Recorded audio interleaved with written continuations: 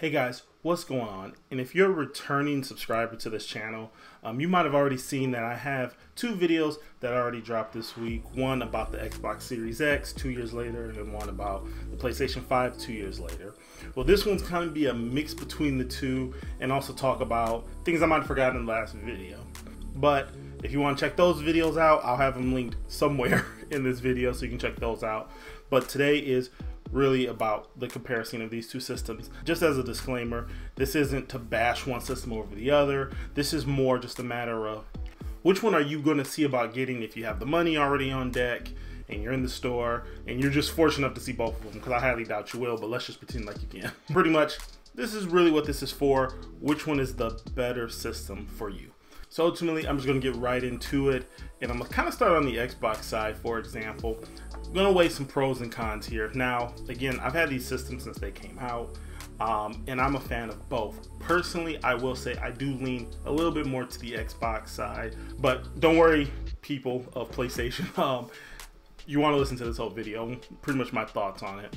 Even though I lean more into the Xbox, and that is the system I find myself playing more, it's probably not for the reasons that people would think. Now, I have been using the Xbox as my primary gaming system. I have had every single Xbox that's ever came out, where the PlayStation, I've also had every single PlayStation, minus the 3 that was the only generation I ended up skipping. As far as the Xbox goes, it is a great system. I really believe it is great, and I feel like it has a lot of purpose for a lot of different people. But my biggest issue is, and you're going to kind of see this as a common thread, not only just in my video, but across probably YouTube, is what makes it really hard is the exclusive lineup. Microsoft feels like they've been in a constant stage of playing catch up when it comes to Sony.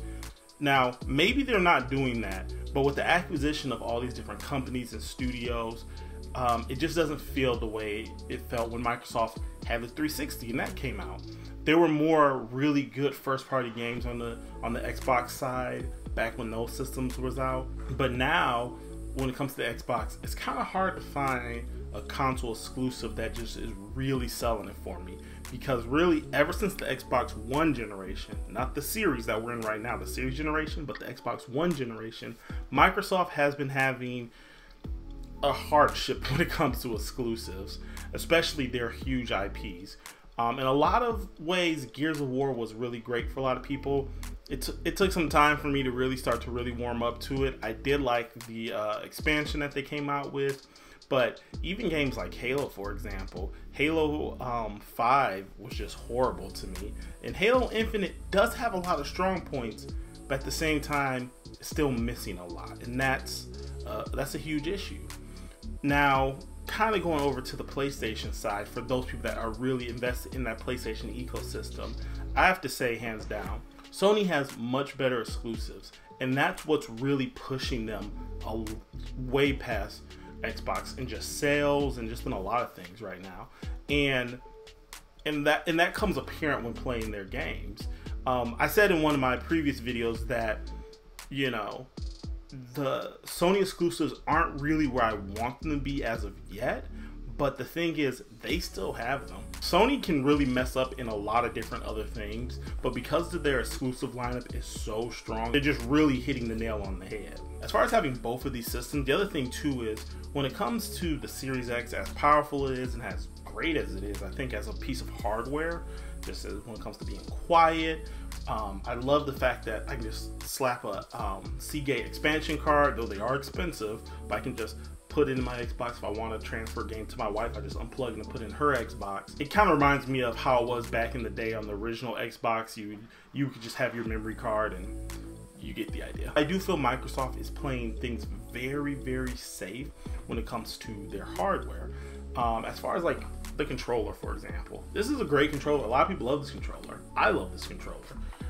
It's extremely comfortable, and I think the only real thing that they did besides add a share button, which they probably stole from Sony, is they reduced the controller a little bit. But even though I love all that stuff about it, I feel like it's very safe, and I feel like they didn't do as much as they could do as far as Sony does. Microsoft did a very, and I hate to compare it to this Apple approach, they didn't change the UI, they didn't do a lot of stuff because it was like, this works, it's safe, you know, and they didn't really explore other options that they could do. So because of that, it got boring and more stale a little bit more quicker. on the PlayStation side, everything about the PlayStation 5 just feels new. I have to be honest, it just feels new.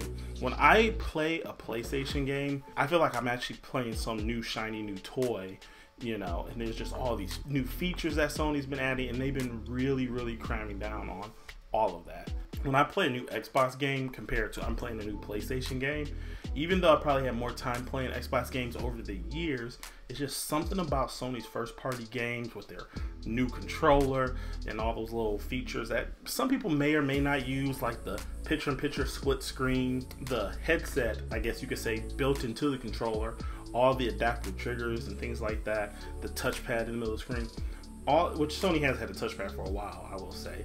But all of those things have just furthered the experience of feeling like you're part of a next-gen system. On the Xbox side, I feel like they sculpted a really good product, and they've just been refining it for years now. And I feel like the Xbox Series X is kind of at that peak level of what you want an Xbox to be. But unfortunately, because they've been doing it that route, it honestly makes it feel a little bit more duller. So, you know, if you want that new feeling, maybe that new car feeling, that's kind of where that PlayStation is going to, you know. But doesn't mean that the Xbox is not fun. It's just I have a tendency to feel like I'm actually in new territories and having a new next-gen gaming console experience on the PlayStation. Now, both these platforms both have gaming streaming services. Xbox has their Game Pass, which is extremely great, and then Sony has their PlayStation Plus. Now, I have the Ultimate on the Xbox side, and I have the Premium on the PlayStation side. I'll say, just hands down, Xbox is still no competition when it comes to their platform. What you get for the $15 a month is just remarkable. The fact that you're getting a whole list of games from first-party, third-party studios, you're getting EA's list of games, you're getting cloud streaming, which I can pretty much do on any device for the most part that I have that can connect to an internet browser and stream my games to. On top of that, you're getting Xbox day one games just on the system. And then, like I said, third-party day one games. Does the service have games for everyone? No. But the fact that they are constantly adding, constantly improving. You have Halo, which even though Halo is not up to the par that I remember Halo being, like Halo 3, for example, it's still a good first-person shooter game that you have. You have Forza, and now you have Forza Motorsports coming out, that's going to be another great game. You have Age of Empire that is now coming to Xbox consoles.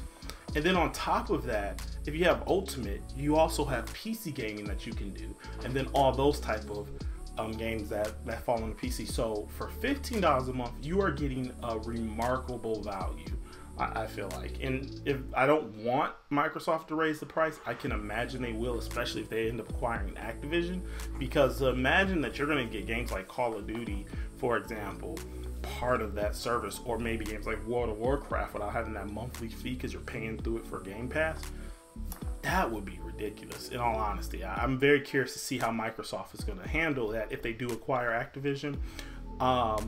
But there's just a lot of stuff that is just kind of bundled in that $15 a month. On the PlayStation side, now I've got the service the day it came out, the PlayStation Plus Premium.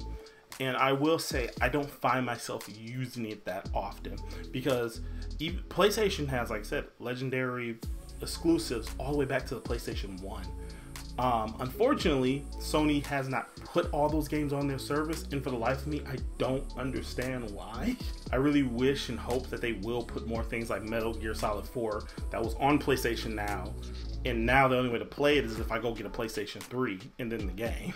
So there's a lot of good games that I hope that Sony will add. I feel like if Sony does start adding more of their actual first party library in some of their exclusive content that they had over the years, that would just be a nostalgia trip. Nostalgia is one of the strongest things out there at times, it feels like. So if you can cram all these games and then do another thing that Xbox is doing too, Xbox improves the frame rate, the quality of these old Xbox One games and 360 games. These are things that Sony needs to do.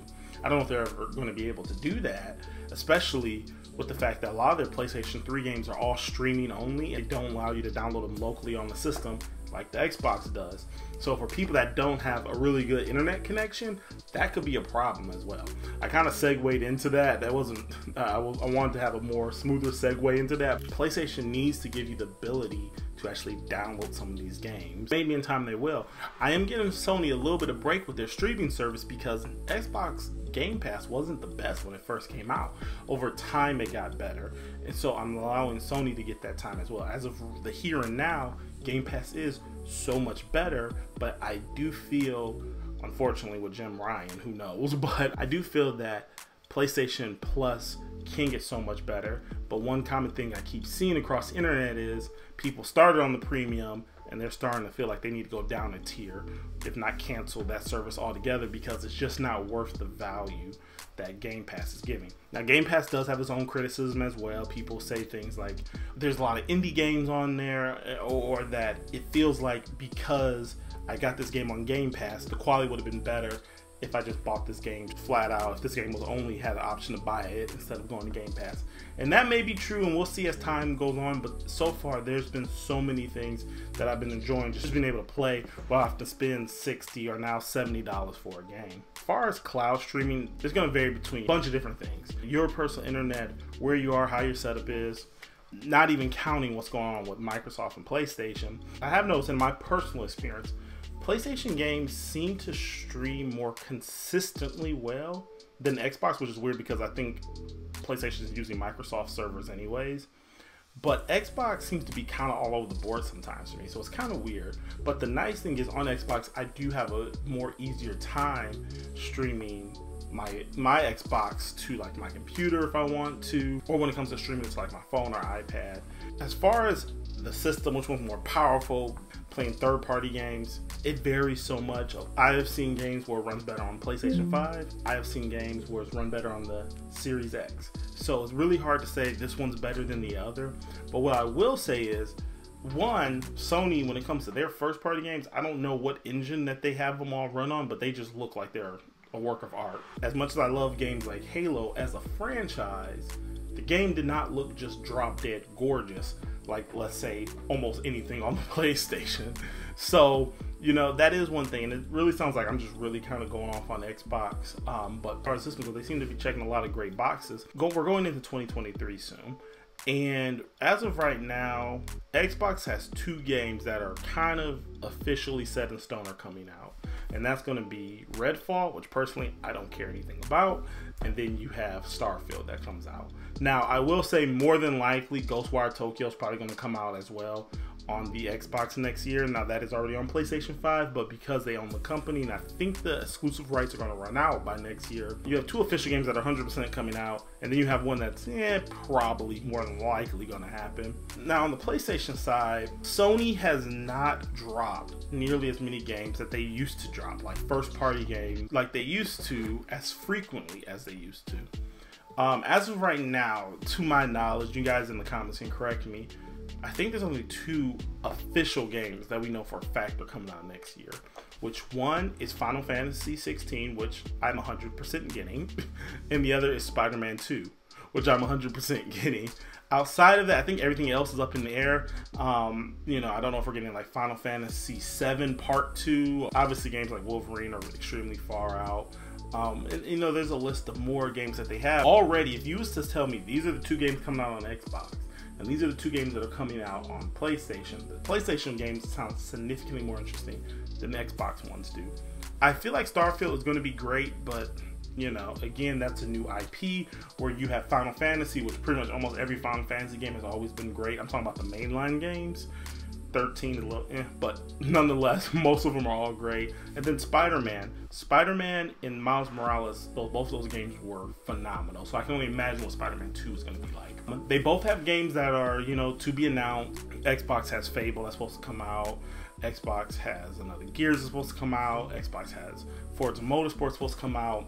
PlayStation has a bunch of games coming out, like Wolverine's about to come out. They have a list of JRPG games that are about to come out that are not going to be available on the Xbox. And that's not even counting that PlayStation also is going to have a VR games coming out, like the new Horizon, Call of the Mountain, I think it's called. Now, keep in mind, I really don't care about PlayStation's VR right now because I feel like it's not advanced enough as of yet, especially the fact that it costs more than a PlayStation 5. But at the end of the day, that's still options that you have on the PlayStation side that you do not have on the Xbox, and that's something to be aware of. Ultimately, I feel both of these systems are going to be really great. They're going to be really fun to play. You have great features on both sides. Some are better than the other. And I think there's a couple ways to narrow down which one would be the best system. I'll tell you what I feel like, how you can narrow them down, and I'll tell you what my definitive decision is if I only had the option to pick one. I feel like Xbox has a better value because one, Game Pass is just awesome. And the fact that you have so many day one games that come out, or so many first party games that are going to be free for you, consider you have the subscription, that you have PC gaming, which a lot of people feel like PC Master Race. You don't even have to have an Xbox, to be honest, if you have Game Pass alone, but you have all these options. I feel like the value for Xbox is a lot stronger than Sony. I also feel that the Xbox is better when it comes to playing with your friends. I just feel like the party experience is significantly better on the Xbox side than it is on the PlayStation side. That's not a huge thing for a lot of people, but I will mention, as of right now, I feel like that's the case. They can make an update and change that, but that's how I feel. As far as the PlayStation side goes, I'm be honest, the thing that's so huge on the PlayStation side is they just have significantly better exclusives. Even though there has been a small trickle of games dropping here and there that are exclusive to the PlayStation 5 only. I'm not even talking about the PlayStation 4 games. Meaning the games that are on PlayStation 5 and 4, I'm talking about just PlayStation 5 games exclusive. And that is a little unfair because Xbox does still have most of their games on the Xbox One. But even with that being the case, PlayStation 5 games are done so well that for a lot of people, that's all that's going to matter. Do I feel that any groundbreaking PlayStation 5 games have came out? Only PlayStation 5 games. Not really, because I'm going through my mind right now. I'm thinking about Returnal. I'm thinking about Ratchet & Clank, which I love Ratchet & Clank. Horizon and God of War, they were all on PlayStation 4. I will say that those games definitely can push consoles. That could be the reason. If I did not have a PlayStation 5, I will say with the exception of games like Spider-Man, for example, that would be the one huge thing I'm like, oh, I gotta get a PlayStation 4. But here's the thing. PlayStation having Final Fantasy 16 coming out next year, Final Fantasy 7 Part 2, whenever that drops.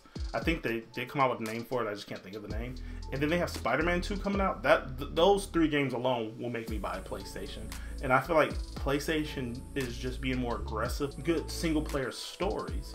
And Microsoft is focusing more on games with service, and I kind of wish they would stop and slow down on that, where Sony's putting more time and just really going into those story single player games. Depending on which one's more important to you, the value or the newness, I guess you could say, in the first party stories, you can kind of determine which one's a better thing for you. If someone was to walk up to me, or if I was the person and I only had $500 and I had to pick between one or the other, I said this in a video, I think I did this video before the PlayStation and the Xbox even came out. I feel like I said it again after the systems came out, and 2 years later this is still the case. The PlayStation 5 is still the better system to go pick up and buy. Because the thing is, even though Game Pass has a phenomenal value, you don't need an Xbox to play most of the stuff on Game Pass. If you have a computer or, you know, Xbox is doing their cloud streaming, you really don't need an Xbox. But see, with PlayStation, they're more in this wall isolated garden where either you need to have the system or you need to hope that PlayStation is going to port that game to a computer and you own a computer that can run it. So I feel like there is more of a need and a necessity to have a PlayStation 5. Ultimately, pick the system that works for you. Pick the system that your friends are on. I'm not sitting up here at any point in time and saying one is just drastically better than the other.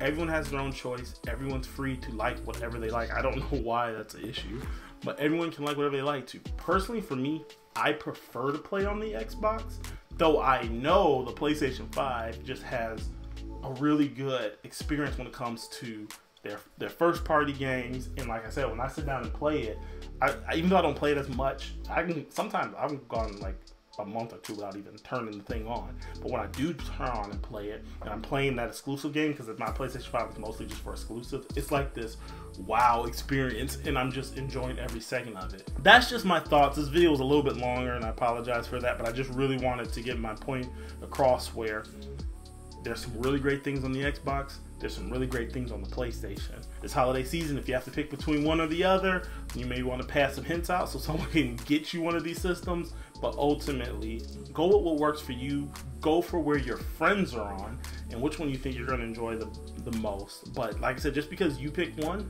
maybe that be the PlayStation, maybe that be the Xbox, doesn't mean it's horrible that the next person may have picked the opposite system. Anyway, that's my thoughts. I hope I was clear and concise. I appreciate for anyone who stayed, because I know this video is going to be kind of long, but hope you guys enjoy this video. Make sure that you comment, subscribe, all that stuff. My last few videos have really been popping off, and I appreciate all of that.